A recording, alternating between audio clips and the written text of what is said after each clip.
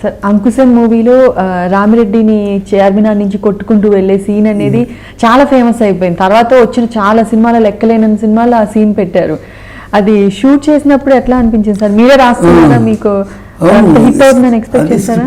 First day పక్క అది, కానీ ఒక క్యారెక్టర్ మాత్రం నాకు బ్రెయిన్లో ఉండేది, ఇలా ఉండాలి విలన్ క్యారెక్టర్ని. బట్ ఎంఎస్ రెడ్డి గారు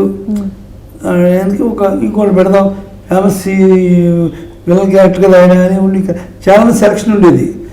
నాకు మాత్రం డౌట్గా ఉండేది, ఇంకెవరైనా ఉండాలి అని.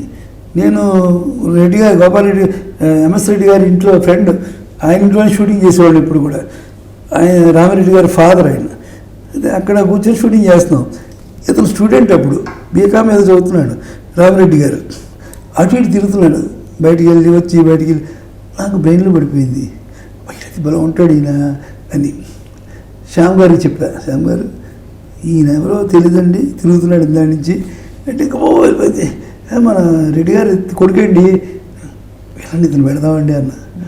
ఒప్పుకుంటాడో లేదో, స్టూడెంటు, పర్లేదండి చెప్పండి అంటే మొత్తానికి రెడ్డి గారికి చెప్పాం, ఎంఎస్ రెడ్డి గారికి, ఇలాగండి రామిరెడ్డిని పెడితే బాగుంటుంది.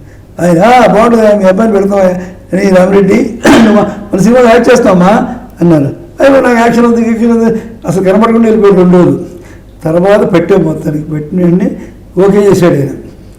చేసిన వెంటనే ఫస్ట్ సీన్ ఏంటంటే ఏది మామూలు ఉంటే లాభం లేదు అని చార్మినార్ నుంచి కొట్టుకొచ్చే సీనే ఫస్ట్ పెట్టాం. అంటే నిక్కరు చొక్కా ఓపెను వెనకాల కొట్టుకొచ్చాడు. ఇది రెడీ అయినా మనం తుక్కు కింద కొట్టేశాడు. ఎవరు రాజశేఖర్ నిజంగానే తిరగబడ్డాడు ఆ సినిమాలో చూస్తే మీకు. అది ఒరిజినల్గా ఉండే రామిరెడ్డి క్యారెక్టర్, ఒరిజినల్గా ఉండే రాజశేఖర్ క్యారెక్టర్. తుక్కు కింద కొట్టుకొచ్చి మొత్తానికి ఆ సీన్ సాయంత్రానికి ఫినిష్ చేసాం. తర్వాత 2 రోజులు కనబడలేదు ఆయన. కనబడితే ఏమేంటి ఎక్కడే పడి మీ అబ్బాయి అంటే, తర్వాత 3వ రోజు పట్టాము. పడితే నేను చేయనండి, నా గర్ల్ ఫ్రెండ్స్ అందరూ కూడా విత్డ్రా అయిపోయారు. అదేంటి అండి? అవును ఏంటిది, నేను రాజశేఖర్ చార్మినార్ దగ్గర తుక్కింది కొట్టేశాడు, నేను వద్దు ఇంక నీతో మాట్లాడాను మా రిజల్ట్ అని వెళ్ళిపోతున్నారండి.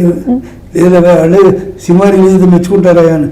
నాకు వద్దు నేను చేయను బాబు అనేసి. అయితే నీకెందుకు నా మాటిని, ఎంఎస్ రెడ్డి గారు అయితే నా మాటిని నాన్న నీకెందుకని మొత్తం పద్యాలు పాడి పాటలు పాడి మళ్ళీ 2 డేస్ ఒప్పించాం. అలాగా అది చేస్తే ఫేమస్ అయ్యాడు. Subscribe to Friday Poster.